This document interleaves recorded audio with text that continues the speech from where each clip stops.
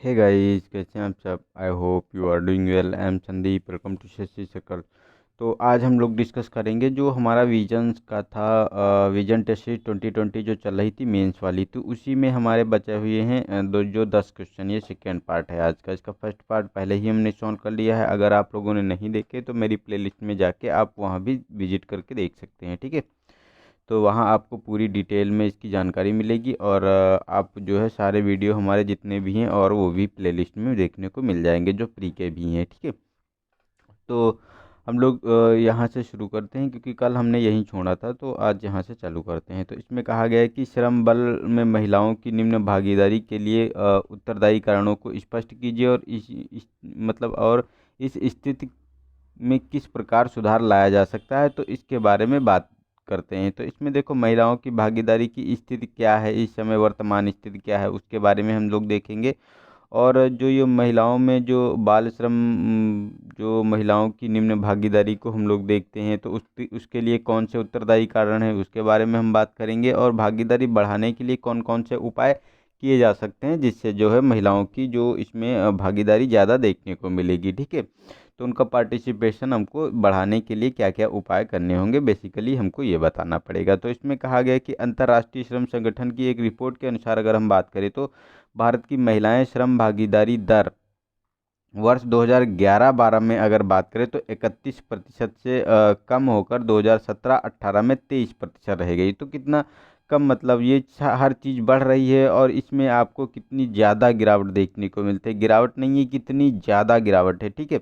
और इसी के साथ साथ अगर उच्च कार्यशील आयु की बात करें तो 2025 मतलब जो उच्च कार्यशील आयु थी 2011 में, ये 25 से 60 वर्ष के दौरान थी, जिसमें ग्रामीण क्षेत्र की जो महिलाएं थी उसमें लगभग 37% महिलाएं और शहरी क्षेत्र में 25% महिलाएं थी, जो महिलाओं की तुलना में 96% पुरुष जो थे श्रम बल में शामिल थे। तो उभरती हुई अर्थव्यवस्था में महिलाएं श्रम भागीदारी दर में सबसे कम है भारत में। तो ये मतलब एक सोचना का मुद्दा है, एक सोचने की बात है कि इतना कम पार्टिसिपेशन, जो लगभग जो हमारा 121 करोड़, और इस समय अगर हम बात करें तो लगभग 130 करोड़ के समथिंग हम लोग हैं। अगर अगली जो सेंसस कराया जा रहा है इसमें अगर होंगे तो 130 करोड़ के एबव निकलेंगे, ठीक है।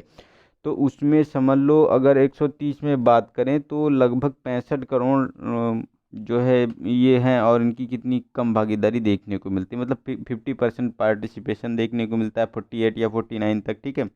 और इतनी कम इनकी भागीदारी इसमें देखने को मिलती है। तो कितना हम इनसे मतलब हम इम्पैक्ट हो सकते हैं। जैसे बात करें तो अगर इन सब औरतों को भी उनका काम दिया जाए प्रॉपर, वो लोग प्रोडक्शन करें, तो कितना ज़्यादा ह्यूज इम्पैक्ट हमारी इकोनॉमी पे डाल सकती हैं, हमारी जीडीपी बढ़ सकती है, हमारी इनकम मतलब सोर्स ऑफ इनकम बढ़ सकती है, क्योंकि इनके पास बहुत बहुत विभिन्न प्रकार के आइडिया होते हैं। तो इन सब चीज़ों को हमको देखना हो चाहिए, तो उनको उनकी भी पार्टिसिपेशन बढ़ाने की बात की जानी चाहिए। तो इसमें इसके लिए कौन कौन से कारण उत्तरदायी हैं कि ये क्यों मतलब ऐसा है कि इनका पार्टिसिपेशन कम देखने को मिलता है। तो अगर इसमें ये बात करें तो इसमें जो श्रम बल में महिलाओं की निम्न भागीदारी के लिए अनेक कारण उत्तरदायी हैं, जैसे कि सामाजिक मापदंड और स्वायत्तता। तो इसमें क्या होता है कि जो ये सामाजिक मापदंड बने हुए हैं, स्वायत्तता का अभाव देखने को मिलता है, लैगिंग आधार पर व्यवसायों के विभाजन आदि के परिणामस्वरूप महिलाओं के पास रोजगार और कार्य संबंधी निर्णय है तो अल्प विकल्प विद्यमान होते हैं। इसमें कुछ समुदायों में महिलाओं द्वारा घर से बाहर कार्य करने का कलंक, मतलब घर से बाहर अगर वो काम करेंगी तो कोई कुछ समाज, ये पितृसत्तात्मक समाज सोचता है कि ये जो है कलंक का काम है, ये ऐसा नहीं है, और इससे जो है जो महिलाओं पर नौकरी छोड़ने पर पारिवारिक और सामाजिक दबाव उत्पन्न कर सकती हैं, ठीक है। तो ये भी एक मुद्दा इनका बना हुआ है, तो ये फियर है, इसको हमको दूर करना पड़ेगा, ठीक है। साथ ही अगर बात करें तो व्यापक नीति जो समर्थन और व्यापक कार्यान्वयन का अभाव है। तो बहुत कम नीतियां हैं जो आवास सुरक्षा और जो ये मतलब आवास, सुरक्षित सुविधाजनक यात्रा, प्रवासन सहायता और शिशु देखभाल जैसी सहायक सेवाएं प्रदान करने पर बल देती हैं। तो ये सेवाएं कौशल कार्यक्रमों तक पहुंच स्थापित करने और कार्यबल में हिस्सा बनने में महिलाओं को सक्षम बना सकती हैं। और शिक्षा और रोजगार के बीच में जो अंतराल है उसके बारे में अगर हम बात करें तो जो बेहतर रोजगार की खोज वाली महिलाओं की जो विशाल संख्या के अनुपात में रोजगार के अवसर काफ़ी कम उपलब्ध हैं। तो ये भी एक मुद्दा है, और इससे क्या होता है कि अपेक्षाकृत अधिक शिक्षित महिलाएं वे नौकरियां नहीं करना चाहती जो उनकी आकांक्षाओं के अनुरूप नहीं है। ठीक है, तो इस पे भी ये भी एक इनके लिए मुद्दा है। और घरेलू श्रम बाजार के प्रति प्रतिस्पर्धा का परिणाम तो श्रम बाजार को छोड़ने वाली जो अधिकांश महिलाएं विवाहित होती हैं, इसके अतिरिक्त घरेलू आय प्रभाव के माध्यम से पति की आय भी महिलाओं के श्रम बल से बाहर होने के कारण बन सकती है। ठीक है, और ये जो मातृत्व संबंधी कारक है, तो श्रम बल में जो ये देखने को मिलता है कि महिलाएं बच्चे को जन्म देती हैं, और जो जन्म देने के पश्चात यदि वो नौकरी करने में असमर्थ हो जाती हैं, तो अगर वो नौकरी करेंगी तो उसके बच्चे का लालन पालन कैसे होगा, उसका विकास कैसे होगा। तो ये भी एक मुद्दा बना हुआ है। हालांकि सरकार ने इसके लिए काम किया है कि मातृत्व लाभ संशोधन अधिनियम 2017 के अंतर्गत किए गए प्रावधान और इसके परिणाम स्वरूप लागत में हुई वृद्धि और कंपनियों की महिलाओं में नियोजित करने हेतु प्रोत्साहित कर सकते हैं। गुणवत्तापूर्ण डे केयर की अनुपलब्धता और जो ये क्रंच फैसिलिटी होती है वो किसी भी इंस्टीट्यूट में उपलब्ध नहीं होती है। और अन्य प्रमुख कारक हैं जैसे कि महिलाओं को उनके मातृत्व अवकाश के पश्चात पुनः कार्यरत होने के सक्षम बाधा होने में जो सक्षम बाधा उत्पन्न होती है वो भी एक कारण है। तो इसमें महिलाओं के लिए ये बहुत ही मतलब अनेक जो हम कह सकते हैं बहुत ही विभिन्न प्रकार के ये मतलब टाइप्स हैं जिसके कारण इनका पार्टिसिपेशन बहुत कम देखने को मिलता है। अगर इसके लिए अनेक कदम उठाए जा सकते हैं, जैसे कि नीति की रूपरेखा में पुनर्निर्धारण, तो मतलब उनकी जो सुरक्षा है, आकांक्षाओं को आकांक्षाएं हैं उन पे हमको काम करना चाहिए। श्रम बाजार है तो आउटरीच जो मैट्रिक्स में संशोधन करना चाहिए। प्रौढ़ शिक्षा, साक्षरता, उन्नत कौशल प्रशिक्षण और उच्च शिक्षा हेतु जो है हमको कार्यक्रम और उनका जो है कार्यान्वयन अच्छे से करना चाहिए, ताकि उनके मन में भी थोड़ा सा मतलब सिक्योरिटी फील हो। ठीक है, नेक्स्ट है हमारा कि जो महिलाओं के अनुकूल नीतियों को प्रोत्साहन प्रदान करना। तो मांग और आपूर्ति दोनों के पक्ष के संदर्भ में अगर हम बात करें तो बाजार में महिलाओं के लिए एक मतलब प्रोत्साहन के लिए एक नीति का उपयोग किया जाना चाहिए। उसके लिए मतलब एक शिकायत तंत्र होना चाहिए, क्योंकि उसमें जो महिलाओं हैं तो अनुकूल परिवहन जैसी सुविधा होनी चाहिए। ठीक है, और अगर कुछ उसके साथ कोई समस्या होती है तो उसका जो मतलब अगर कोई जैसे एब्यूज मतलब बहुत ज़्यादा जो किसी भी ऑफिस में जब महिला होती है तो उसके साथ मतलब यौन शोषण या मतलब अन्य भी कई प्रकार के ये मतलब प्रॉब्लम्स होती है, तो उनको सॉर्ट आउट करने के लिए बहुत ही जल्दी मतलब एक कार्रवाई के लिए एक मतलब पैनल बनाना चाहिए। ठीक है, और संचार और व्यवहार संबंधी परिवर्तन, तो सामाजिक मापदंडों को परिवर्तित करने के लिए बृहद स्तर पर ऐसे सामाजिक अभियानों में निवेश करना चाहिए और रूढ़िवादिता को समाप्त करना चाहिए। जो पितृसत्तात्मक समाज बना हुआ है तो इसमें भी एक मतलब अवेयरनेस लाने की बात की जानी चाहिए, क्योंकि ये उनके मतलब ये मतलब उनके स्वाभिमान की भी बात होती है। ठीक है, तो इस पर भी काम करना चाहिए। साथ ही सहायक सेवाएं जैसे कि रोजगार की खोज में प्रवास करने वाली महिलाओं को परामर्श सेवाएं, आवास और रेफरल आदि सेवाएं प्रदान करना, ताकि जो महिलाएं रोल मॉडलों जैसे कि प्रेरणा स्रोतों के विभिन्न स्थानों का नेतृत्व करने वाली महिलाओं और अनौपचारिक और औपचारिक जो मार्गदर्शन प्रदान किए जाने के विभिन्न मंचों का विकास करना है। तो महिलाओं की श्रम भागीदारी एवं समुचित कार्यों तक पहुंच एक समावेशी और साधारणीय विकास प्रक्रिया के महत्वपूर्ण और आवश्यक तत्व हैं। इसके लिए महिलाओं के आर्थिक सशक्तिकरण को सुनिश्चित करने हेतु विभिन्न स्तरों पर विभिन्न कदम उठाए जाने की आवश्यकता है। अंतर्राष्ट्रीय मुद्रा कोष IMF के प्रमुख के अनुसार यदि महिला श्रमिकों की संख्या बढ़कर पुरुष श्रमिकों की समान हो जाती है तो भारत के सकल घरेलू उत्पाद में 27% तक की वृद्धि हो सकती है। तो कितना ह्यूज इम्पैक्ट डालने वाला ये मतलब सेक्टर है। तो ये हम महिलाओं को इसमें अपना एक अच्छा सा उनका भी बेहतर विकास होगा, साथ साथ जो परिवार का होगा जिससे उनकी आय का जो इनकम होगी वो भी बढ़ेगी। तो अपने घर के खर्चों में या अदर कोई अपने बच्चे के खर्चे में या उसकी एजुकेशन में ज़्यादा वो लोग इन्वेस्ट कर पाएंगे अच्छे से। ठीक है, तो ये हमको करना चाहिए। ठीक है। नेक्स्ट है कि हमारा भारत में ग्रामीण विकास में जो आपको देखने को मिलते हैं एसएचजीज की भूमिका पर संक्षिप्त टिप्पणी लिखी है। तो ये मतलब ये स्वयं सहायता समूह होते हैं, उनके बारे में बात की गई है। तो स्वयं सहायता समूह क्या होते हैं, ठीक है, और इनकी मतलब जो ग्रामीण विकास में, भारत के ग्रामीण विकास में इनके द्वारा क्या भूमिका मतलब अदा की जा रही है, और इसकी कार्यप्रणाली में जो उपाय हैं, उपायों को सुझाव दीजिए। ठीक है, कि किस उपायों से इनका और ज़्यादा पार्टिसिपेशन बढ़ाया जा सकता है। तो अगर स्वयं सहायता समूहों की बात करें तो इसमें क्या होता है कि स्वयं सहायता समूहों को कुशासित या समान सामाजिक आर्थिक पृष्ठभूमि वाले लोगों के सहकर्मी नियंत्रण सूचना समूहों के रूप में परिभाषित किया जाता है, तथा ये सामूहिक रूप से साझा उद्देश्य की पूर्ति हेतु कार्य करते हैं। ये अल्प बचत को बढ़ावा देकर अपनी कार्यात्मक क्षमता का निर्माण करने तथा स्थायी आजीविका सुनिश्चित करने हेतु सामूहिक रूप से समाज के निर्धन और वित्त वंचित वर्गों को संगठित करके ग्रामीण विकास की प्रक्रिया में महत्वपूर्ण भूमिका का निर्वहन करते हैं। तो ग्रामीण विकास की प्रक्रिया में अगर बात करें तो इनका क्या महत्व है, तो इनकी अगर बात करें तो पूंजी निर्माण में, तो ये स्वयं सहायता समूहों में सदस्य साथियों या समूहों के द्वारा दबाव के कारण व्यय में कटौती करके बचत करते हैं, और इस प्रकार ये निरंतर दीर्घकालिक बचत से साख सृजन और पूंजी निर्माण होता है, जिससे इसका उपयोग व्यावसायिक गतिविधियों हेतु किया जाता है। इस प्रकार इनके द्वारा ग्रामीण निर्धनों को स्वरोजगार और निरंतर आय प्राप्त होती है। ठीक है, तो ये एक मतलब अच्छा साधन है। साथ ही ऋण तक पहुंच होती है इनकी, तो ये स्वयं सहायता समूहों द्वारा ऋण तक पहुंच यानी समपार्श्विक और गैर संस्थागत उधारकर्ताओं जैसे कि मुद्दों को समाधान किया जाता है, और प्राथमिकता प्राप्त क्षेत्र को उधारी और जो ये स्वयं सहायता समूहों के बैंक लिंकेज जैसे पहलों के माध्यम से उधारकर्ताओं और ऋणदाताओं दोनों की लेन देन की लागत कम हुई है। इससे जो है स्वयं सहायता समूह और उनके सदस्यों को उद्यमशीलता सुगम और वहनीय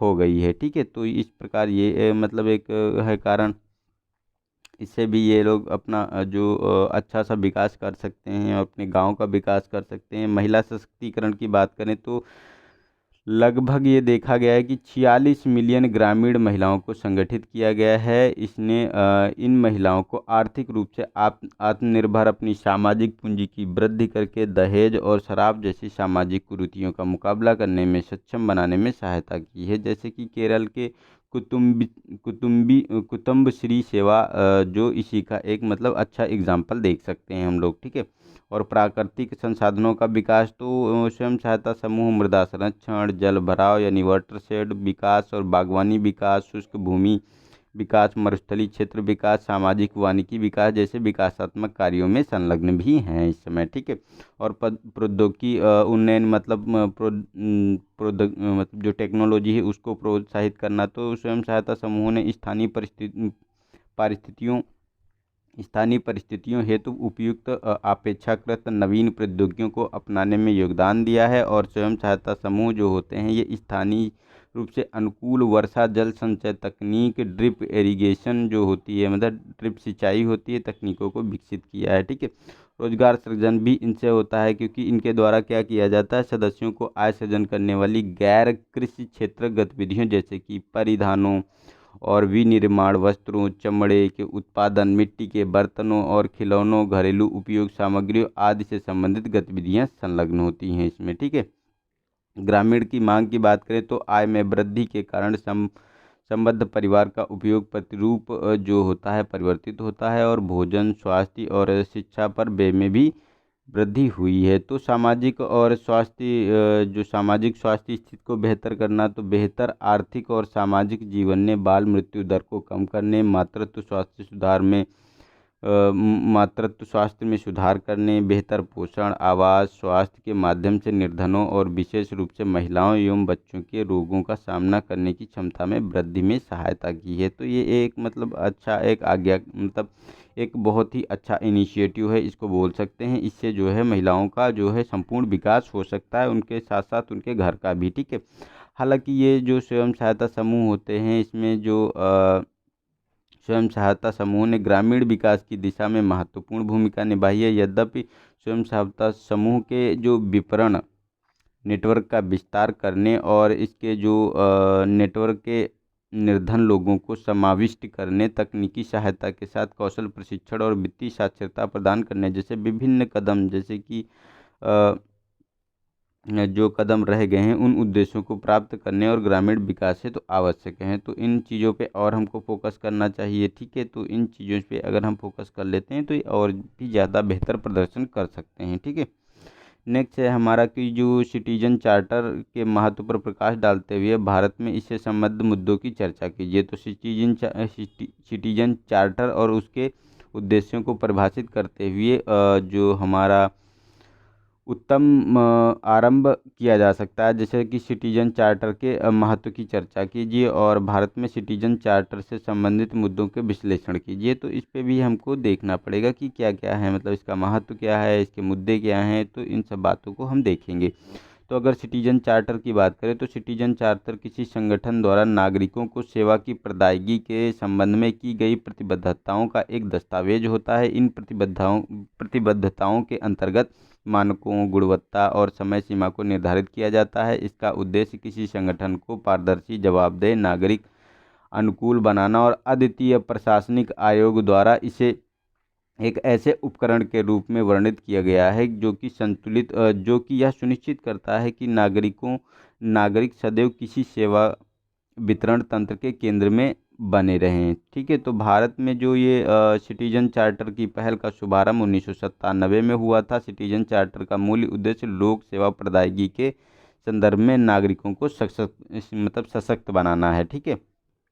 तो सिटीजन चार्टर का महत्व क्या है, तो अगर सिटीजन चार्टर की महत्व की बात करें तो यह सेवा प्रदाता और उसके उपयोगकर्ता के मध्य विश्वास सुनिश्चित करता है। यह पारदर्शिता और खुलेपन के शासन को संभव बनाता है। यह प्रशासनिक दक्षता और संवर्धन और जो ये सुशासन को प्रोत्साहित करता है। यह प्रदत्त सेवाओं की गुणवत्ता में वृद्धि करने में सहायक होता है। जहाँ कहीं भी उपलब्ध कराया जा सके लोगों को विकल्प प्रदान करता है। और यह नागरिक केंद्रित शासन को बढ़ावा प्रदान करता है, क्योंकि लोग संगठन और सरकार को इसके कार्यान्वयन के लिए निर्देशित कर सकते हैं। तो ये तो हमारे मुद्दे हो गए इनके कि मतलब ये क्यों महत्वपूर्ण है। अब इससे संबंधित जो ये हमको देखने को मिलते हैं कि सिटीजन चार्टर के निर्माण और कार्यान्वयन से संबंधित मुद्दे कौन कौन से हैं। तो अस्तित्वहीन व अप्रचलित सिटीजन चार्टर, तो मतलब सिटीजन चार्टर को अभी भी भारत सरकार के द्वारा सभी मंत्रालयों या विभागों, संगठनों द्वारा नहीं अपनाया गया है। मंत्रालय को नई प्रतिबद्धताओं को प्रतिबिंबित करने के लिए पुराने सिटीजन चार्टरों को संशोधित नहीं किया गया है। तो ये भी एक मुद्दा बना हुआ है कि इसका कैसे इफेक्टिवली यूज कर सकते हैं हम, ठीक है। और नौकरशाही के नियमों में कठोरता यानी ब्यूरोक्रेसी जो देखने को मिलती है, ठीक है। तो यह सरकारी अधिकारियों के कार्य करने के तरीकों को परिवर्तित करने के अवरोध को उत्पन्न करता है, जिससे सिटीजन चार्टर का निम्न स्तरीय कार्यान्वयन देखा जाता है सामान्यतः तौर पर। और ये अवास्तविक लक्ष्य तो सेवाओं, मानकों या फिर समय मापदंड कभी कभी अत्यधिक शिथिल अथवा अत्यधिक सख्त होते हैं। तो इससे क्या होता है, ग्राहकों और नागरिकों पर प्रतिकूल प्रभाव इसका पड़ सकता है। साथ ही अगर परामर्श प्रक्रिया का अभाव देखा जाता है, क्योंकि यहाँ अधिकांश सिटीजन चार्टर सभी हितधारकों के परामर्श के बिना ही एक टॉप डाउन अप्रोच के माध्यम से तैयार किए जाते हैं, ठीक है। तो ये भी एक मतलब मुद्दा इसका बना हुआ है। और प्रशिक्षण का अभाव की बात करें तो इसके कार्यान्वयन हेतु उत्तरदायी कर्मचारियों में जो चार्टरों में निहित भावना के संदर्भ में उचित प्रशिक्षण, इसके प्रति संवेदनशील और जागरूकता का अभाव पाया जाता है। और नागरिकों में जागरूकता का अभाव की बात करें तो सिटीजन चार्टर के बारे में ग्राहकों को शिथिल करने एवं जागरूकता अभियानों को व्यवस्थित रूप से संचालित नहीं किया जाता है। नागरिक सदैव अपने अधिकारों के संदर्भ में जागरूक नहीं होते हैं। और ये जो शिकायत निवारण तंत्र की अनुपस्थिति होती है, जो सिटीजन चार्टर की गैर न्यायोचित प्रकृति और विश्वास जो न्यायोचित प्रकृति होती है, जो मतलब अच्छे से उनको ट्रीट नहीं किया जाता है और शिकायत निवारण में विलंब किया जाता है, तो ये भी प्रभावशीलता को में कमी लाता है। तो इन चीज़ों को हमको सुधार करना चाहिए, ठीक है। तो इन मुद्दों का समाधान करने की दिशा में विभिन्न कदम उठाए जा सकते हैं, जैसे कि अधिक हितधारक परामर्श, यथार्थवादी लक्ष्य निर्धारण और पर्याप्त अवसंरचना प्रशिक्षण, परिणामों की निरंतर निगरानी और मूल्यांकन आदि जो है इसमें शामिल हैं। और कुछ सर्वोत्तम पद्धतियों जैसे कि डाक विभाग के सर्वोत्तम मॉडल का अन्य विभागों द्वारा अनुसरण किया जा सकता है। जैसे डाक विभाग द्वारा काम किया जाता है भारत में, उसी तरह इसको भी मतलब उसी तरह सभी विभागों का मतलब ये मतलब होना चाहिए। ठीक है, तो नेक्स्ट है हमारा क्वेश्चन नंबर जो 14। तो इसमें कहा गया है कि भारत में लैंगिक न्याय की प्राप्ति में महिला संगठनों की भूमिका पर जो चर्चा कीजिए। तो ये मतलब लैंगिक न्याय क्या है, सोशल जो ये मतलब रोल ऑफ वुमेन ऑर्गेनाइजेशन का होता है, जो ये मतलब जेंडर जस्टिस के बारे में जो बात करता है इंडिया में। तो ये क्या होता है, इसका अर्थ क्या होता है लैंगिक न्याय का। ठीक है,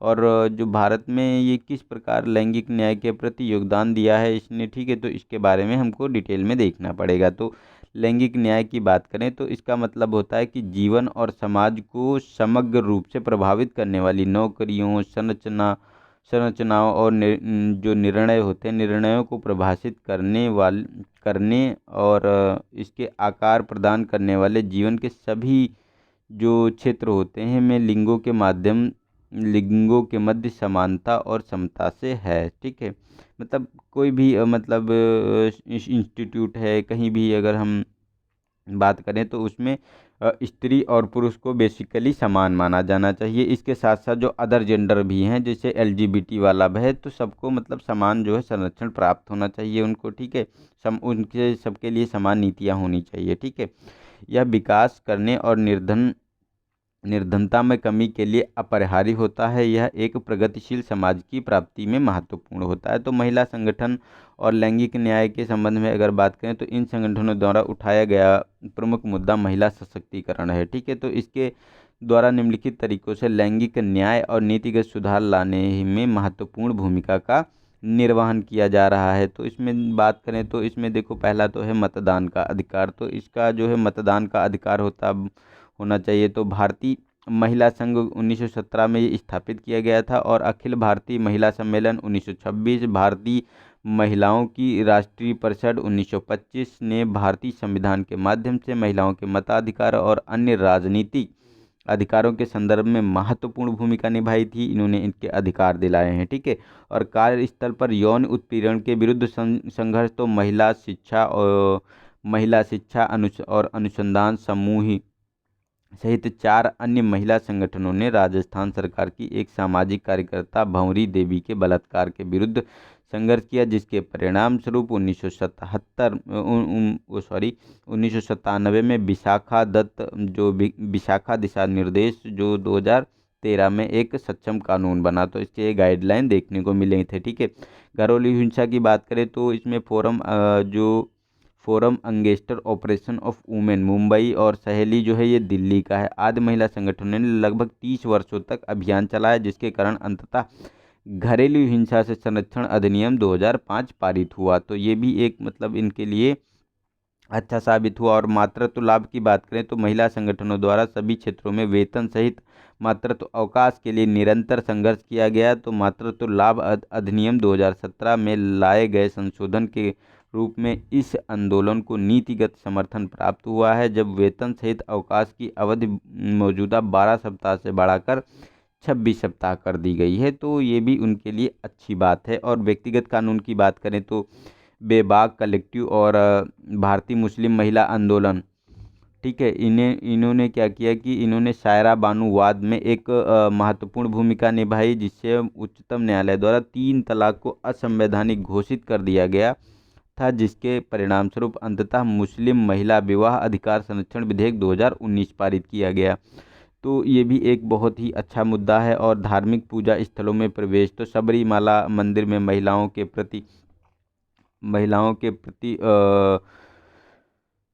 की जो प्रतिबंधित प्रवेश हेतु 100 से अधिक महिला संगठनों ने संघर्ष किया, जिसके परिणाम स्वरूप न्यायालय ने इस प्रथा को असंवैधानिक घोषित कर दिया। तो ये महिलाओं ने इतना मतलब इनका जो संगठन थे, इनके द्वारा बहुत ही मतलब ह्यूज मात्रा में ये अभियान चलाए गए हैं। ठीक है, तो इसके अतिरिक्त अगर हम बात करें तो अनेक अन्य महिला संगठन हैं, जिनके द्वारा विरोधी जो विधायी सुधार लाने हैं तो अथक प्रयास किए गए, जैसे कि महिलाओं के लिए उत्तराधिकार अधिकारों के लिए हिंदू उत्तराधिकार अधिनियम में संशोधन, एसिड अटैक में शामिल लोगों को आजीवन कारावास और अनुचित पारिवारिक कानून और महिला के प्रजनन अधिकार। इसके द्वारा विधानमंडल में महिलाओं के आरक्षण हेतु अभियान चलाया जा रहा है ताकि देश में लैंगिक न्याय को पूर्णता प्राप्त किया जा सके। ठीक है, तो ये लैंगिक न्याय के बारे में था। ठीक है, नेक्स्ट है हमारा कि क्वेश्चन नंबर 15, इसमें कहा गया है कि भारत में लिंग, क्षेत्र और सामाजिक समूहों के बीच साक्षरता दर में काफ़ी भिन्नताएं पाई जाती हैं। सविस्तार वर्णन कीजिए और साथ ही इस स्थिति में सुधार लाने हेतु उपाय भी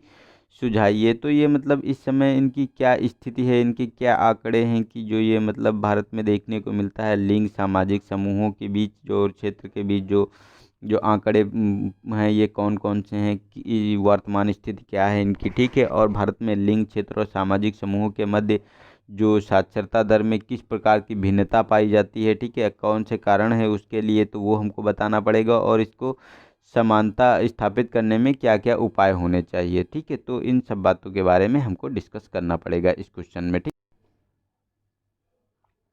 तो अगर हम इसमें बात करें तो इसमें देखो क्या देखने को मिलेगा आपको कि जो भारत की जो जनगणना हुई थी 2011 की जनगणना के अनुसार अगर हम आंकड़ों का बात करें तो भारत में साक्षरता दर 2011 में 64.8% से बढ़कर 2001 से ये महिलाओं की जो आपको साक्षरता दर देखने को मिलेगी तो 2011 में 74.07 हो गई। हालांकि यह बढ़ोतरी संपूर्ण देश में लिंग, क्षेत्रों या मतलब विभिन्न सामाजिक समूहों के मध्य समान रूप से नहीं हुई, ये अलग अलग देखने को मिली। हालांकि ये मतलब औसत आंकड़ा बताया जा रहा है। तो इसमें अगर बात करें तो लिंग की बात करें तो 2011 की जनगणना के अनुसार अगर बात करें तो भारत में पुरुष साक्षरता दर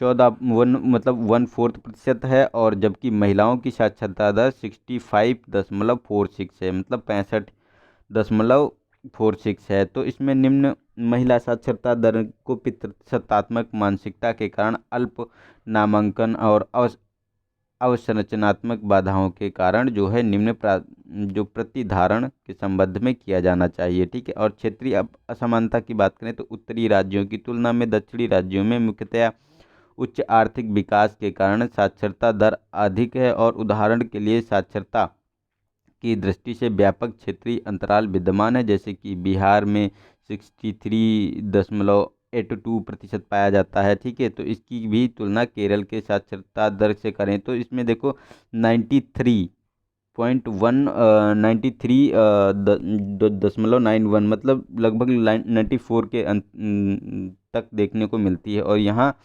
मतलब कितना अंतराल मतलब देखने को मिलता है, ये देखो 30% का अंतर देखने को मिल रहा है। तो ये कितना ह्यूज इम्पैक्ट है एक क्षेत्र से दूसरे क्षेत्र में। और धार्मिक समूह की बात करें तो 2011 के अनुसार अगर बात करें तो इसमें मुस्लिमों में साक्षरता दर निम्नतम रही है, मतलब 57.3%, जबकि जो ये मतलब देखने को मिलती है 86 के साथ जैनों में साक्षरता दर सर्वाधिक पाई जाती है। ठीक है, और जैनों की अपेक्षाकृत अल्प आबादी और शिक्षा तक अधिक पहुंच के साथ शहरी क्षेत्रों में इनका संकेंद्रण इस हेतु उत्तरदायी कारण माना जाता है। ठीक है, तो ये लोग शहरों में निवास करते हैं इसीलिए इनका सबसे ज़्यादा देखने को मिलता है। अगर सामाजिक रूप से वंचित समूह की बात करें तो अनुसूचित जातियों में ये 66% पाई जाती है लगभग, ये 2011 के आंकड़ों के अनुसार, और अनुसूचित जनजातियों में 59% पाई जाती है। तो साक्षरता दर अतीत में हुए अन्यायों, भौगोलिक कारकों आदि के कारण राष्ट्रीय औसत से भी कम देखने को मिल जाती है यहाँ पे। तो यहाँ आपको ग्रामीण और शहरी विसंगतियां जो देखने को मिलती हैं तो ये NSSO का जो आंकड़ा है मतलब राष्ट्रीय प्रतिदर्श सर्वेक्षण कार्यालय के 71वें दौर की रिपोर्ट के अनुसार अगर हम बात करें तो ग्रामीण में 72.3% पुरुष और 56.8% महिलाएं जो देखने को मिलेंगी ये साक्षर हैं, जबकि शहरी क्षेत्र में अगर बात करें तो 83.7% और पुरुष और 74.8% जो आपको महिलाएं देखने को मिल जाएंगी जो साक्षर हैं। तो इतना कितना ह्यूज इम्पैक्ट आपको देखने को मिल रहा है। ठीक है, तो इन चीज़ों पे हमको फोकस करना पड़ेगा कि जहाँ कम है वहाँ बढ़ाना पड़ेगा। तो इनके सुधार के लिए हमारे क्या क्या उपाय हो सकते हैं। तो शिक्षा के क्षेत्र में संसाधनों का अत्यधिक न्याय एवं न्याय संगत आवंटन होना चाहिए, जैसे कोठारी आयोग द्वारा अनुशंसित सकल घरेलू उत्पाद जीडीपी का 0.6% इस पे खर्च करना चाहिए। ठीक है, तो ये भी एक मतलब शिक्षा पे खर्च करना हमारे लिए अच्छा है। और सरकार को वयस्क साक्षरता कार्यक्रम में कौशल प्रशिक्षण को शामिल करना चाहिए, जो साक्षरता दर में वृद्धि के सक्षम सबसे बड़ी बाधाओं में से एक है, क्योंकि वयस्क जो साक्षरता कार्यक्रमों की उपयोगिता एवं प्रासंगिकता को अति अल्प प्रदान करते हैं। ठीक है, अति अल्प महत्व प्रदान करते हैं। और सरकार को प्रारूप राष्ट्रीय शिक्षा नीति जो 2019 में जो सुनाई गई स्वयं सेविता को बढ़ावा देना चाहिए, जिससे साक्षरता को प्राप्त करने के लिए समुदाय का प्रत्येक साक्षर सदस्य एक विद्यार्थी या व्यक्ति को शिक्षित करने हेतु प्रतिबद्ध हो सकता है। ठीक है, तो इन चीज़ों का हमको ये कार्यक्रम चलाने चाहिए, जो मदरसा और अन्य धार्मिक शिक्षण संस्थानों को उच्च माध्यमिक शिक्षा स्कूल के बोर्डों के साथ संबद्ध करने व उनका आधुनिकीकरण करने, जैसे उस सच्चर समिति की रिपोर्ट में कहा गया था। ठीक है, कि आगे कार्य किया जाना चाहिए। और विभिन्न शैक्षणिक सूचकांकों में पिछड़े हुए राज्यों जैसे कि झारखंड, बिहार पर अत्यधिक ध्यान केंद्रित किया जाना चाहिए।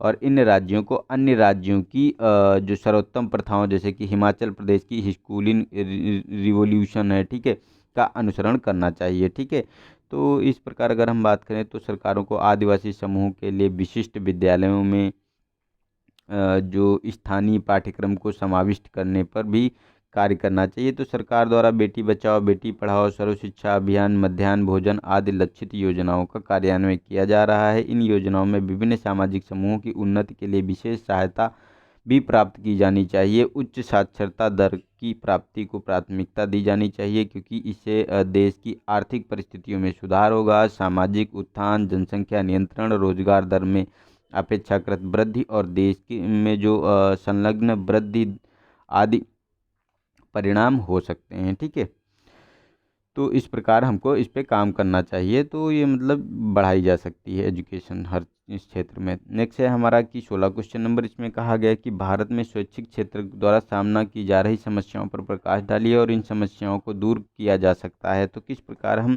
इन समस्याओं से दूर हो सकते हैं, कैसे इनको दूर किया जा सकता है, तो इस पे हमको काम करना पड़ेगा।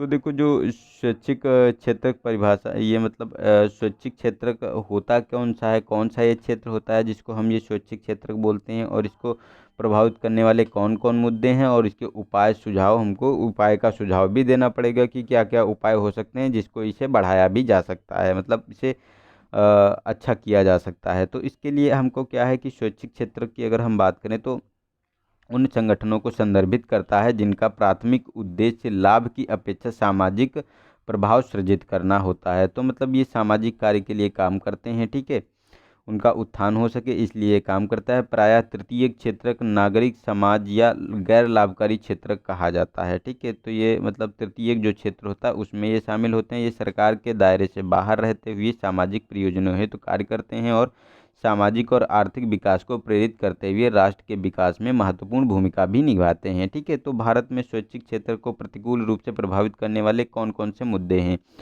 तो इसमें देखो, अक्षमता परिवेश यानी स्वैच्छिक संगठनों की जो क्षमता कमजोर होती जा रही है। क्योंकि इसका कारण क्या है, क्योंकि नेतृत्व प्रशिक्षण का प्रशिक्षित कार्यबल, संगठनात्मक और तकनीकी विशेषज्ञता का इनमें अभाव देखा जाता है। रणनीतिक नियोजन की अनुपस्थिति, जिसके कारण ये दाताओं की इच्छाओं के प्रति सुभेद्य होते जा रहे हैं, मतलब उनकी जो इच्छाएं हैं उन पे खरे नहीं उतर पा रहे हैं। ठीक है, और संसाधनों है तो विभिन्न गैर सरकारी संगठन जो एनजीओ होते हैं के माध्यम से नकारात्मक प्रतिस्पर्धा के परिणाम स्वरूप जो ये निकृष्ट नेटवर्किंग और निधियों का अभाव और संवितरण का विलंब अथवा निधि की उपलब्धता को प्रभावित करने वाले मांग की पूर्ति करने वाले योगदान भी इसमें शामिल हैं। ठीक है, इसके साथ साथ अगर हम बात करें तो ये पारदर्शिता संबंधी मुद्दे भी शामिल हैं, क्योंकि भारत जो ये पारदर्शिता से संबंधित जो मुद्दे हैं वित्त के साथ उनकी गतिविधियों में दृश्यता और पारदर्शिता दोनों से संबंधित हैं।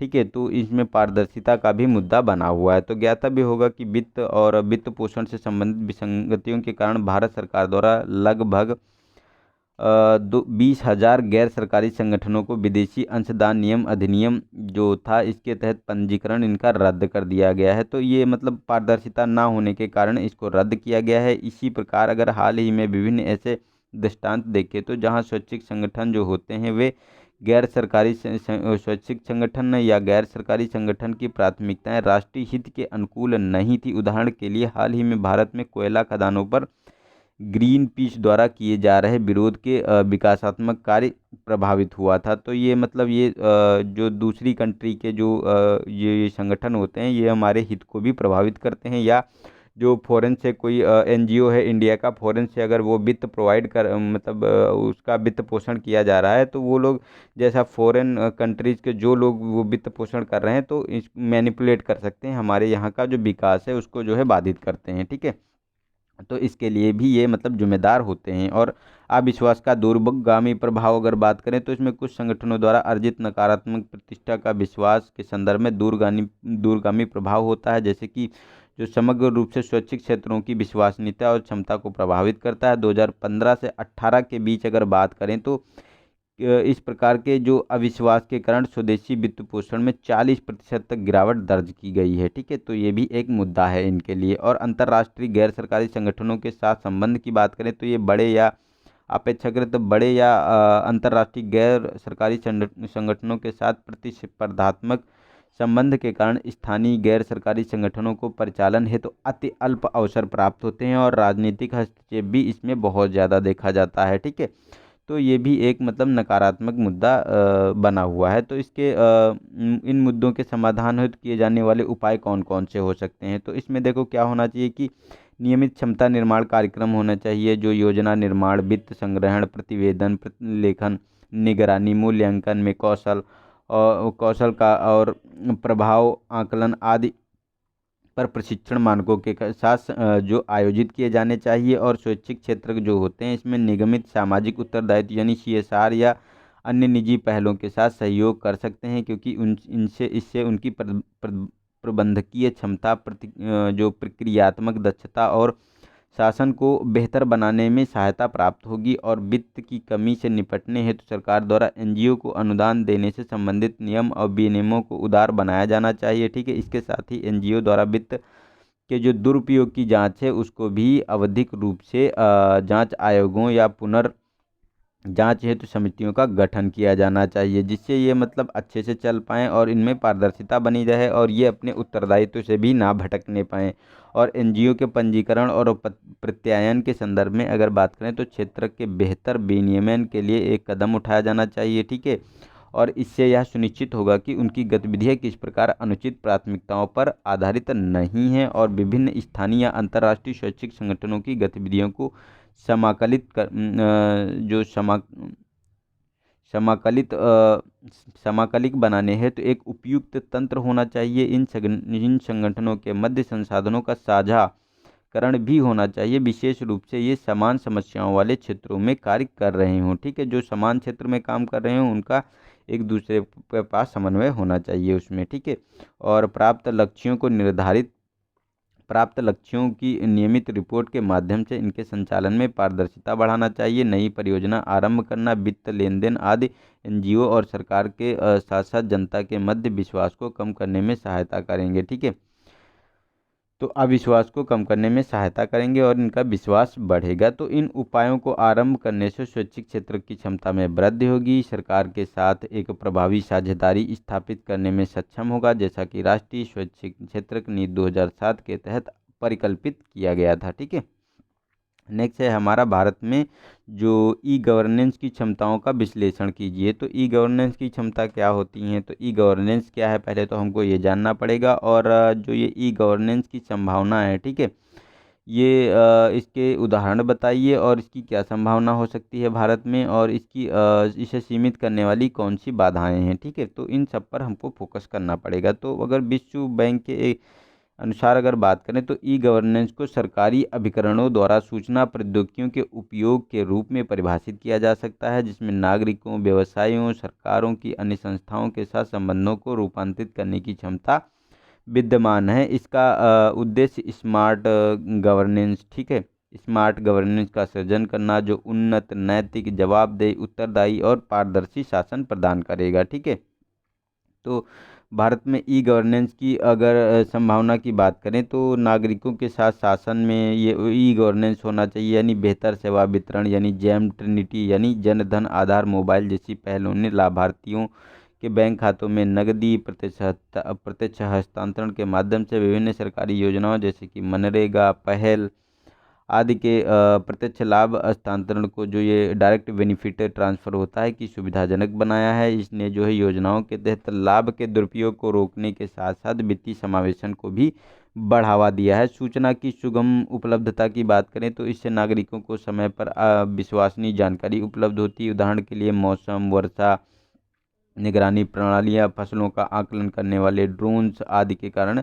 कृषि हेतु व्यापक संभावनाएं विद्यमान हैं। जो किसान सुविधा मोबाइल ऐप, ठीक है, एम किसान पोर्टल और ई राष्ट्रीय कृषि बाजार आदि पहलों से भी परिलक्षित होता है। तो अगर हम बात करें तो नेक्स्ट है हमारा सहभागी शासन। तो सरकार की निर्णय निर्माण प्रक्रिया में नागरिकों की सहभागिता को सुगम बना सकता है। उदाहरण के लिए माई गवर्नमेंट प्लेटफॉर्म जो है, ठीक है, इसके अंतर्गत ये मतलब अपने विचारों को भी साझा कर सकते हैं। और शिकायत निवारण तंत्र की बात करें तो जन सामान्य की शिकायतों का एक ही स्थान पर जो है समाधान करने में सक्षम बनाता है। जैसे बात करें तो हम वेब आधारित केंद्रीकृत लोक शिकायत निवारण और निगरानी प्रणाली की बात करें तो इसमें इन चीज़ों का मतलब हम कर सकते हैं। और व्यवसाय से अगर व्यवसाय हेतु शासन में बात करें तो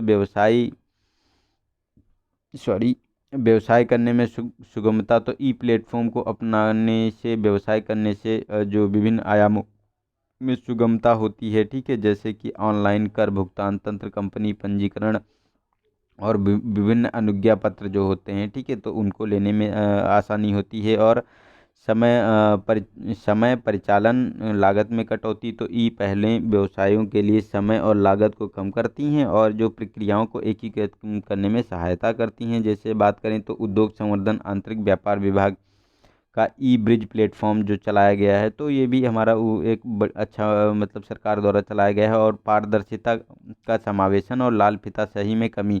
तो इससे सरकार व्यवसाय साठगांठ और भ्रष्टाचार को कम करने में सहायता प्राप्त होगी, जिससे स्वेच्छाचारिता की अल्प संभावना रह सकती है। उदाहरण के लिए जो GEM पोर्टल बनाया गया है और ई निविदाएँ जो हैं, ठीक है, तो ये सब मतलब अच्छा है सरकार के द्वारा जो मतलब चलाई गई योजनाएं हैं। अब सरकार हेतु शासन में बात करें तो योजनाओं की बेहतरीन निगरानी, यानी ई शासन सरकार या संगठन के सभी स्तरों पर योजनाओं और परियोजनाओं की एक ही साथ निगरानी या समीक्षा करने में सक्षम बनाता है। उदाहरण के लिए प्रगति की बात करें।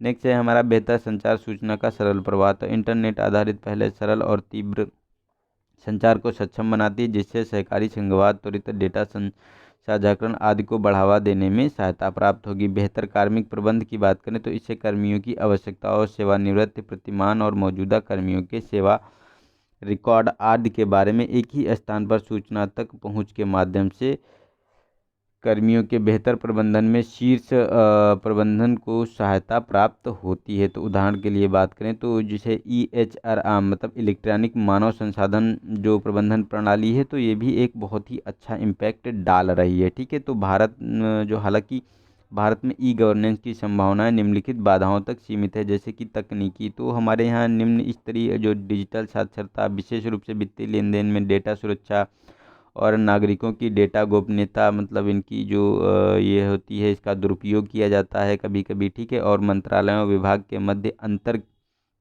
अंतर संक्रियता का अभाव देखा जाता है, मतलब जिससे कि डेटा के संसाधन एवं साझाकरण आदि में बाधा उत्पन्न होती है, जैसे कि मुद्दे शामिल होते हैं इसमें। तो और आर्थिक हित भी, इसमें आर्थिक भी कारण एक मौजूद है, जिसमें डिजिटल प्रणाली को बनाए रखने और उसे संचालन हेतु अनुभवी तकनीशियों और योग्य प्रशासकों की कमी सहित ई गवर्नेंस जो पहलों के कार्यान्वयन के वित्त पोषण के लिए आवश्यक विशाल निधि भारत में सभी क्षेत्रों में इन पहलों को आगे बढ़ाने का एक प्रमुख बाधा का कारण है, ठीक है। और सामाजिक की बात करें तो भारत में अभी भी कुछ क्षेत्र ई पहलों तक पहुंच स्थापित करने में अवरोध का सामना कर रहे हैं, क्योंकि जैसे भाषा अवरोध, ठीक है, इंटरनेट सेवाएं प्राप्त करने में बाधाएं, इंटरनेट सेवाओं का उपयोग करने की इच्छा का अभाव, निरक्षरता के कारण और विभिन्न लाभों के बारे में अनभिज्ञता है। और साथ साथ जो इंटरनेट कनेक्टिविटी भी एक मुद्दा है। साथ ही डिजिटल लिटरेसी भी है, क्योंकि बहुत लोग तो अब भी जो गांव में जो किसान हैं जिनके बारे में जो कहा जा रहा है कि ये मतलब इस पोर्टल का यूज़ कर लें, ये पोर्टल चलाया गया, ये पोर्टल चलाया गया, लेकिन अभी तो गांव में कहीं कहीं गांव में तो नेटवर्किंग ही अच्छी नहीं है। किसी किसी के पास तो अभी सिंपल वाला फ़ोन है, केवल उससे कॉल रिसीव होती है और केवल कॉल उससे कर सकते हैं, वही वाले फ़ोन उपलब्ध हैं। तो कहाँ तक हम ये मतलब सिक्योरिटी फील करा रहे हैं उनको, तो उस पे भी हमको सरकार को फोकस करना पड़ेगा। ठीक है, तो वो भी एक कारण बना हुआ है। तो इस प्रकार अगर डिजिटल और समावेशी भारत के निर्माण की दिशा में उपयुक्त चुनौतियों का सामना करने हेतु विभिन्न उपायों को अपनाए जाने की आवश्यकता है, ताकि यह सुनिश्चित किया जा सके कि सामाजिक, आर्थिक और लोक कल्याणकारी लक्ष्यों को प्राप्त करने में ई गवर्नेंस पहले देश के लिए सहायक सिद्ध हो सकती हैं। ठीक है, सामाजिक अंकेक्षण क्या होता है और भारत में इसके महत्व और सीमाओं का जो विवरण प्रस्तुत कीजिए। तो सामाजिक अंकेक्षण क्या है एक्चुअली में बताना पड़ेगा इसको कि क्या है क्या एक्चुअली में ये। ठीक है, और इसका महत्व क्या है और इसकी सीमाएं क्या क्या हैं। ठीक है, तो इन बिंदुओं पे हम बात करेंगे। तो इसमें कहा गया है कि सामाजिक अंकेक्षण लोगों की सक्रिय भागीदारी के संचालन सक्रिय भागीदारी के साथ संचालित कार्यक्रमों या योजनाओं का परीक्षण एवं मूल्यांकन होता है। ठीक है, तो इन चीज़ों का हम मूल्यांकन करते हैं और परीक्षण करते हैं। द्रष्टव्य है कि मूल्यांकन आधिकारिक रिकॉर्ड की वास्तविक स्थितियों के साथ तुलना द्वारा किया जाता है, या सामाजिक रूपांतरण और सामुदायिक भागीदारी और सरकारी जवाबदेही का एक प्रभावी साधन है। तो भारत में इसे राष्ट्रीय ग्रामीण रोजगार गारंटी एक्ट जो 2005 का था, इसमें राष्ट्रीय खाद्य सुरक्षा अधिनियम 2013 आदि जैसे कई अधिनियमों के तहत अनिवार्य किया गया है। वास्तव में मेघालय जैसे कुछ राज्यों द्वारा भी विभिन्न योजनाओं के लिए सार्वजनिक अंकेक्षण को जो है अनिवार्य करते हुए सामाजिक अंकेक्षण कानून अधिनियमित किया गया है। तो वहाँ एक कानून भी ला दिया गया है। ठीक है, इसके लिए तो ये मतलब बहुत ही अच्छा काम किया है जो ये मतलब मेघालय की सरकार ने। ठीक है, तो अगर अब आगे बात करें तो भारतीय संदर्भ में अगर सामाजिक अंकेक्षण की बात करें महत्व की, तो सहभागी लोकतंत्र को बनाए रखने के लिए प्रक्रिया में बनाने जो सहभागी बनते हैं लोगों द्वारा अपने क्षेत्र में हो रहे कार्यक्रमों के क्रियान्वयन का प्रत्यक्ष रूप से अवलोकन किया जाता है और दीर्घकालिक रूप से यहाँ के लोगों को सशक्त करना और विकास की प्रक्रिया को और अधिक समावेशी बनाना होता है इसमें। ठीक है, नेक्स्ट अगर हम बात करें तो जवाबदेहिता और पारदर्शिता, इसमें कितनी जवाबदेहिता होती है, किस प्रकार ये सुनिश्चित होगी। तो जवाबदेहिता की अगर हम बात करें इसमें, तो इसमें किसी सामाजिक कार्यक्रम के लक्ष्य को वास्तविकता के मध्य के अंतराल को कम करके यहाँ इच्छित उद्देश्य की पूर्ति सुनिश्चित करना और या योजनाओं के क्रियान्वयन में अनियमितताओं एवं भ्रष्ट आचरण को प्रकट करता है और लोक अधिकारी द्वारा किए गए कदाचारों के लिए एक निवारक के रूप में कार्य करता है और प्रतिपुष्टि तंत्र प्रदान करता है। यानी या भारत में समाज के जो सामाजिक क्षेत्र की योजनाएं सामान्यतः शीर्ष आधार पर दृष्टिकोण यानी टॉप डाउन अप्रोच जो चल रही है उसका अनुसरण करती है और जिस सामाजिक अंकेक्षण नीति निर्माताओं को लाभार्थियों की चिंता और वास्तविक स्थितियों से अवगत कराते हुए व्यापक अंतराल को समाप्त करती है। और व्यावसायिकता को बढ़ावा की बात करें तो यह व्यावसायिकता में वृद्धि करती है, क्योंकि स्थानीय निकायों को प्राप्त अनुदानों के सापेक्ष किए गए व्यय को उचित रिकॉर्ड एवं विवरण हेतु रखने हेतु विवश करता है। तो ये भी एक हमारा ये है। तो इस प्रकार अगर हम बात करें, यद्यपि सामाजिक अंकेक्षण दक्षता और योजनाओं की प्रभावशीलता में सुधार करता है, हाशिए पर रहने वाले और वंचित समूहों को लाभान्वित करता है और सामूहिक निर्णय निर्माण को प्रोत्साहित करता है तथा सामाजिक और मानवीय पूंजी को विकसित करने में सहायता करता है। तथापि अनेक कारणों से भारत के अधिकांश भागों में यह अप्रभावी सिद्ध हुआ है। ठीक है, तो भारत में सामाजिक अंकेक्षण की सीमाएं क्या क्या हैं। तो इसमें देखो राज्य की दुर्बल अनुक्रिया जो आपको देखने को मिल जाती है। ठीक है, तो इसमें क्या होता है कि जो वरिष्ठ अधिकारियों को समर्थन के अभाव में सामाजिक अंकेक्षण के सक्षम एक बड़ी जो बाधा माना जाता है। इससे अतिरिक्त सामाजिक अंकेक्षण निष्कर्षों की जांच और संबद्ध कार्रवाई है तो किसी स्वतंत्र अभिकरण को भी स्थापित नहीं किया गया है। तो ये एक और अलग से उसके लिए कारण है कि उसको बहुत ही अधिक शक्तियां नहीं दी गई हैं। ठीक है, नेक्स्ट है हमारा कि प्रक्रियात्मक आवश्यकता का अनुपालन न करना। तो कई राज्यों में सामाजिक अंकेक्षण इकाई कार्य के निष्पादन और व्यय के संबंध में ग्राम पंचायतों के रिकॉर्ड प्राप्त करने का प्रयास नहीं करता है। इसके अतिरिक्त अंकेक्षण रिपोर्ट स्थानीय भाषाओं में या तो तैयार नहीं की जाती है या ग्राम सभा को उपलब्ध नहीं कराई जाती है। तो ये भी एक मतलब मुद्दा बना हुआ है, ठीक है। और सीमित दायरा बात करें तो ये हमारा सामाजिक अंकेक्षण का दायरा अत्यधिक स्थानीयकृत है तथा यह वित्तीय अनुपालन और प्रदर्शन लेखा परीक्षण में लेखांकनों और जो सरोकारों की एक विस्तृत श्रृंखला में से एक कुछ चयनित पहलुओं को ही सम्मिलित करता है, ठीक है। जागरूकता का अभाव तो हमेशा समाज में देखा जाता है। तो सामाजिक अंकेक्षण के संदर्भ में अगर बात करें तो इसमें ग्राम सभा के सदस्यों में ये देखने को मिलता है कि अपनी शक्तियों और उत्तरदायित्वों के बारे में जागरूकता का अभाव होता है। इसके अतिरिक्त ग्रामीण जनजीविका और अन्य मुद्दों के कारण बहुत अधिक रुचि प्रदर्शित नहीं करते हैं, ठीक है। और अपर्याप्त क्षमता की बात करें, चूँकि सरकार द्वारा सामाजिक अंकेक्षण जो होता है, ये हम बार बार सामाजिक अंकेक्षण कह रहे हैं, आप लोग समझ पा रहे हैं?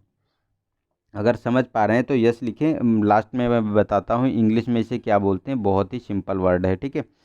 तो सामाजिक तंत्र को संस्थागत के रूप में नहीं किया जाता है, इसलिए लेखा परीक्षण क्रियान्वयन एजेंसियों के प्रति सुभेद्य बने रहते हैं और जो सूचना के प्रकटीकरण में गैर सहायक और बाधक होती हैं, ठीक है। तो यदि हम सामाजिक अंकेक्षण अंशरक्षा क्रियान्वित किया जाता है तो यह क्या होता है कि भारत में सामाजिक क्षेत्र के एक निर्णायक भूमिका का संपादन कर सकता है, यानी बहुत अच्छे से अगर इसको इम्प्लीमेंट किया जाए, ये बताया जा रहा है। और राज्य को इसे आवश्यक संस्थागत प्रशासनिक और वित्तीय सहायता प्रदान करनी चाहिए। आंध्र प्रदेश की society for the social audit accountability and transparency जो की सफलता का देश में अनुपालन मतलब अनुसरण किया जाना चाहिए, ठीक है। तो ये होती है सोशल एडिट, ठीक है। इतना जो आ रहा तो लास्ट में देखो आ ही गया। तो ये आंध्र प्रदेश ने ये मतलब एक एक्ट भी बना दिया है, तो ये भी मतलब एक अच्छा मतलब ये सोसाइटी जो बनाई है अच्छी डेवलप की है, ठीक है। इससे जो है सरकार को इसे पूरे देश में इम्प्लीमेंट करना चाहिए। नेक्स्ट है हमारा कि भारत में कुपोषण को समाप्त करने में सरकार द्वारा सामना की जा रही चुनौतियों का विवरण प्रस्तुत कीजिए। तो कुपोषण को परिभाषित करना और कुपोषण के बारे में क्या प्रवृत्तियां हैं इस समय वर्तमान आंकड़े, ठीक है, उनके बारे में बताना और इसे समाप्त करने के लिए क्या क्या मतलब चुनौतियां हैं, इनको कैसे मतलब इनकी चुनौतियों से निपटा जा सकता है। तो कुपोषण की अगर बात करें तो कुपोषण ऊर्जा अथवा पोषक तत्व के अंतर्ग्रहण में कमी यानी कमी आधिक्य या असंतुलन को संदर्भित करता है। मतलब कुपोषण ऊर्जा एवं या बात करें कि पोषक तत्वों के अंतर्ग्रहण मतलब पोषक तत्व कम ग्रहण करना या अधिक मात्रा में पोषक तत्व ग्रहण करना या फिर असंतुलन की स्थिति में ग्रहण करना, ठीक है।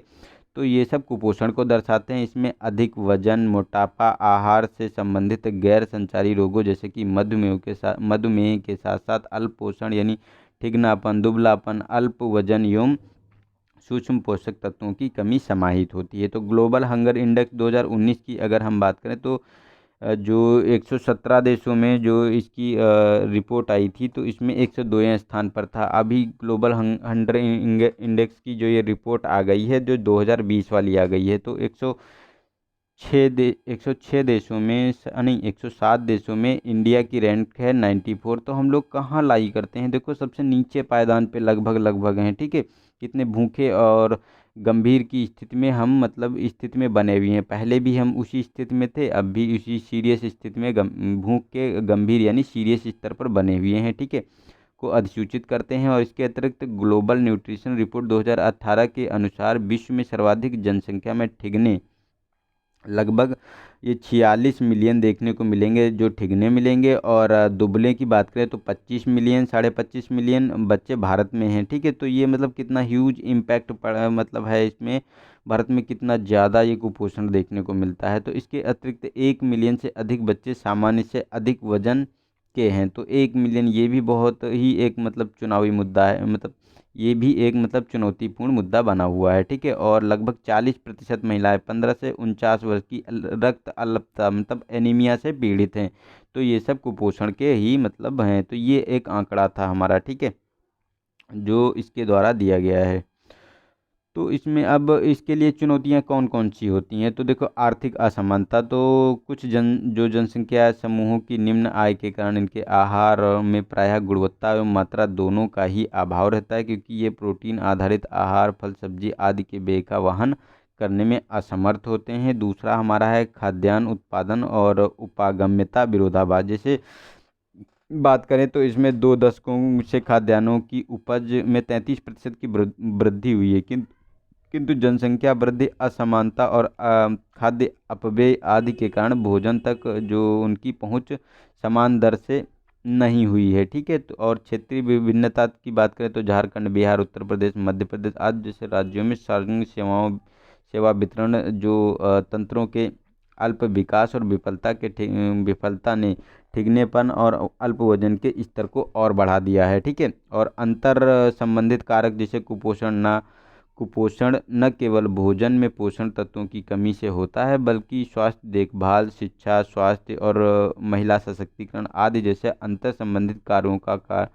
कारकों का भी विविधतापूर्ण समुच्चय है, जिसके लिए बहुआयामी हस्तक्षेप की आवश्यकता की ज़रूरत हमको पड़ेगी। ठीक है, अकुशलता, लक्षित सार्वजनिक वितरण प्रणाली, जो ये टारगेटेड पीडीएस सिस्टम है, तो इसमें क्या करते हैं, निर्धन को महत्वपूर्ण पोषण पूरक प्रदान करने के बावजूद जो टीपीडीएस जो के अकुशल लक्ष्य निर्धारण के कारण निर्धनतम 30% परिवारों को ही भोजन उपलब्ध हो पाता है। तो ये भी मतलब टारगेट हम करके पीडीएस सिस्टम को चला रहे हैं, लेकिन वो भी हम अच्छे से इन्फोर्समेंट नहीं कर पा रहे हैं। आवश्यक जो अस्वस्थकर आहार में वृद्धि की बात करें तो भारत में ग्रामीण और शहरी दोनों क्षेत्रों में अनाज से प्राप्त पोषण की मात्रा में कमी हुई है, तथा अपेक्षाकृत अस्वस्थकर खाद्य विकल्पों जैसे फास्ट फूड, प्रसंस्करण खाद्य पदार्थ और शर्करा युक्त पेय पदार्थ आदि का उपयोग किया जाता है। ठीक है,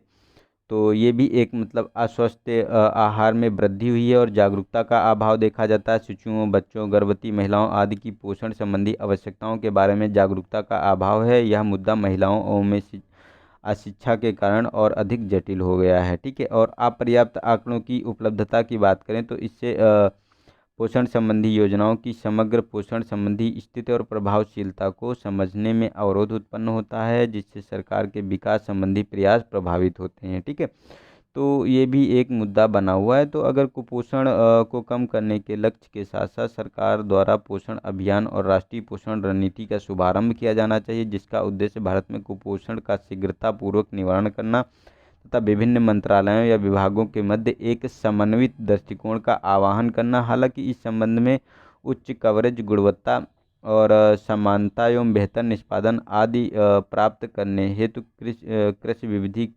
विविधीकरण के लिए योजनाएं, टीपीडीएस के लक्ष्य निर्धारण, कुशलता में भी सुधार करना और महिलाओं में जागरूकता बढ़ाना इत्यादि जैसे और अधिक कार्य किए जाने की आवश्यकता है, जिससे इनका भी कल्याण हो सके। ठीक है, नेक्स्ट है हमारा जो गर्भधारण पूर्व और प्रसव पूर्व निदान तकनीकी यानी लिंग चयन प्रतिषेध जो अधिनियम बनाया गया है 1994 की असफलताओं और विफलताओं को स्पष्ट कीजिए कि ये कितना सफल रहा है और कितना जो है विफल रहा है, और विफल रहा है तो क्यों रहा है, तो इसके कारण हमको बताने पड़ेंगे। तो पहले तो हम देखेंगे कि ये होता क्या है। तो भारत में ये देखने को मिलेगा जो ये कन्या भ्रूण हत्या को रोकने के लिए और लिंगानुपात में गिरावट को नियंत्रित करने के लिए गर्भधारण पूर्व या प्रसव निदान तकनीकी यानी लिंग चयन प्रतिषेध अधिनियम 1994 लागू किया गया था। इसे लिंग चयन में प्रयोग की जाने वाली तकनीकी के नियमन में सुधार करने के लिए वर्ष 2003 में संशोधित किया गया था। तो ये अधिनियम के मुख्य प्रावधानों में क्लिनिकों का पंजीकरण, मेडिकल रिकॉर्ड के गैर रखरखाव का अपराधीकरण, गर्भवती स्त्री की लिखित सहमति और भ्रूण के लिंग की संसूचना का प्रतिषेध तथा इन कार्यों के संपादन हेतु केंद्रीय पर्यवेक्षण बोर्ड का गठन करके व्यापक पैमाने पर लोगों में जागरूकता का प्रसार करना शामिल है। ठीक है, तो इस प्रकार इन चीज़ों को मतलब इसे इम्प्लीमेंट किया गया था ताकि जो भ्रूण हत्या कम हो सके। हमारे यहाँ जो लिंगानुपात है, लोग लिंगानुपात का जो प्रसव से पहले ही चेक कराते हैं, और अगर लड़की होती है तो उसको वहीं से मतलब एबॉर्शन करवा देते हैं। तो ये इसको रोकने के लिए था, ताकि जो है भ्रूण हत्या कम हो सके और लड़कियों की जो ये लिंगानुपात स्थित हो ये बराबर हो सके। तो इस अधिनियम की जो सफलताओं की बात करें तो इसमें क्या क्या शामिल है, तो कुछ राज्यों में लिंगानुपात में वृद्धि हुई है। जैसे कि उदाहरण के लिए बात करें, अधिनियम के प्रभावी कार्यान्वयन को राजस्थान में लिंगानुपात में वृद्धि हेतु प्रमुख कारणों में से एक चिन्हित किया गया है, और राजस्थान में यह 2011 की जनगणना के 888 से बढ़कर यह 950 हो गई है, जो 2017-18 में है। ठीक है, तो इसका आंकड़ा देखने को मिला है। और ये जो एक्ट था, ठीक है, जो तो इसके एक्ट के जो PCPNDT क्लिनिकों के पंजीकरण में वृद्धि हुई है। तो मतलब 2000 में इनकी संख्या 600 थी, वर्तमान में यह बढ़कर 55,000 से अधिक हो गई है। तो ये भी मतलब क्लिनिक भी बढ़े हैं। और लिंग चयन संबंधी विज्ञापनों पर नियंत्रण, तो इन विज्ञापनों में जो प्रिंट मीडिया, टेलीविज़न, देश भर में दीवारों पर किए जाने वाले विज्ञापन या अन्य प्रकार शामिल हैं। बाद में इसे गूगल, याहू आदि के माध्यम से भी जारी ऑनलाइन विज्ञापनों तक भी विस्तृत किया गया था। ठीक है, और विधि के दायरे में वृद्धि, तो 2003 के संशोधन के तहत अल्ट्रासाउंड को इसके दायरे में लाया गया और केवल पंजीकरण निकायों को अल्ट्रासाउंड मशीनों की बिक्री की अनुमति प्रदान कर इसके विक्रय को विनियमित किया गया। और इसके साथ ही अधिनियम की प्रभावशीलता में सुधार के लिए अत्यधिक कठोर दंड के भी प्रावधान किए गए हैं। ठीक है, अधिनियम की जो विफलताएं हैं, ठीक है, अधिनियम की विफलताओं को में निम्नलिखित शामिल हैं। तो क्या है, इस अधिनियम के तहत निम्न स्तरीय रिपोर्टिंग, जैसे कि इस अधिनियम को पारित होने के बाद से अधिनियम के उल्लंघनकर्ताओं को के विरुद्ध 42,200 मतलब 4,200 मामले दर्ज किए गए, जबकि लगभग वास्तव में 45 करोड़ लिंग निर्धारण एवं भ्रूण हत्याएं संबंधी चिकित्सा अपराध हुए हैं। तो देख रहे हो कितने कम मामले दर्ज हुए हैं और कितनी चीज़ें जो है इलीगल देखने को मिल रही हैं यहाँ पे। ठीक है, और ये दोष सिद्धि निम्न दर की बात करें तो दोष सिद्धि की निम्न दर, तो अधिनियम के प्रवर्तन के 25 वर्ष के बाद भी 4,242 मामले में केवल 586 में दोष सिद्ध हुई है। ठीक है, तो ये भी एक मतलब मुद्दा है कि इतना कम क्यों मतलब ये दोष दिए गए। ठीक है, मतलब इनको दोषी ठहराया गया है केवल 586 लोगों को ही। ठीक है, और अयोग्य कर्मियों की उपस्थिति, तो गर्भपात हेतु लोग नीम, हकीम, चिकित्सकों, नर्स इत्यादि जैसे अयोग्य कर्मियों से सहायता प्राप्त करते हैं। तो ये भी एक मुद्दा बना हुआ है जिससे ये विफल रहा है। और बाल लिंगानुपात में समग्र गिरावट, तो 0 से 6 वर्ष की आयु वर्ग में लिंगानुपात में 2001 के प्रति 1000 बालकों में 927 बालिकाओं से घटकर 2011 में यही आंकड़ा 918 हो गया है। तो देख रहे हैं कितना इम्पैक्ट पड़ा है हमारे यहाँ। ठीक है, तो ये भी एक विफलता का कारण माना जा सकता है। ठीक है, तो इस प्रकार ये PCNDT जो अधिनियम है कि कार्यान्वयन के लिए राज्य की अपेक्षाकृत अधिक व्यवस्थित भागीदारी की आवश्यकता है, और इस कानून का जो अधिनियम इस दिशा में केवल प्रथम कदम ही है। ठीक है, और बेटी बचाओ बेटी पढ़ाओ जैसी सरकारी योजनाओं के हरियाणा जैसे राज्यों में प्रशंसनीय परिणाम दृष्टिगोचर हुए हैं, मतलब सामने निकल कर आए हैं। ठीक है, इसके अतिरिक्त नैदानिक यानी जो दैनिक क्लिनिक होते हैं में कार्यरत चिकित्सकों एवं अन्य जो पेशेवर कर्मियों को भी अधिक अग्र सक्रिय भूमिका निभाने की आवश्यकता है, तथा उन्हें इस मुद्दे के महत्व के संदर्भ में और अधिक संवेदनशीलता बनाई जानी चाहिए। तो इन चीज़ों पर भी फोकस करना चाहिए। ठीक है, तो इसमें जो डॉक्टर हैं, क्लिनिक हैं, सरकार हैं, हर सबको एक मतलब जुट काम करना चाहिए, और सबको जो है इसकी जागरूकता होनी चाहिए। सब लोग इससे अवेयर होने चाहिए, जागरूक होने चाहिए, जिससे कि इन चीज़ों को मतलब बेहतरी तरीके से इम्प्लीमेंट किया जा सके। ठीक है, तो इस प्रकार हमारे ये सारे क्वेश्चन थे। तो हम लोगों ने ये छोटा सा नन्हा सा मुन्ना सा एक डिस्कशन किया है। अगर अच्छा लगे तो एक लाइक ज़रूर करना, और लाइक करना अपने दोस्तों को भी शेयर करना। अगर ज़रा सा भी फ़ायदा आपको लग रहा है कि ये आपके लाइफ में इम्पैक्ट डाल सकता है या आपकी लाइफ में डाल रहा है, या फिर मतलब ये देखो पढ़ाई की तो इससे हो ही रही है, पढ़ाई के साथ साथ आप अवेयर हो रहे हैं। देखो कितनी चीज़ें निकल के आती हैं, इवन मुझे भी तो बहुत सी चीज़ें थी मुझे नहीं पता थी। और कुछ लोग हैं जो मतलब कमेंट करते हैं, जो आंसर पूछता हूँ जो वो लोग बताते हैं, तो उसमें भी इवन मुझे कुछ चीज़ें नहीं पता होती वो जानने को मिलती हैं। तो मुझे मतलब फील होता है यार बताओ, इस चीज़ से हम अभी तक अनजान थे, ये चीज़ें अब जानने को हमें मिल रही हैं। जब पढ़ता हूँ तब इतना नहीं समझ में आता हूँ, लेकिन जब पढ़ाता हूँ तो बहुत और ज़्यादा मतलब माइंड ब्रॉड होता है। ठीक है, तो आप लोगों का थैंक यू सभी का कि आप लोग वीडियो देखते हैं, और आपकी वजह से मुझे बहुत ही अवसर मिला। ठीक है, तो इसके लिए थैंक यू सो मच। ठीक है, और लाइक, सब्सक्राइब, और अपने जो है दोस्तों को ज़रूर इसके डिस्ट्रीब्यूट करिए अगर ये आपकी लाइफ में ज़रा सा भी इम्पैक्ट डाला है तो। ठीक है, थैंक यू, मिलते हैं नेक्स्ट वीडियो में, तब तक के नमस्कार, जय हिंद, जय भारत।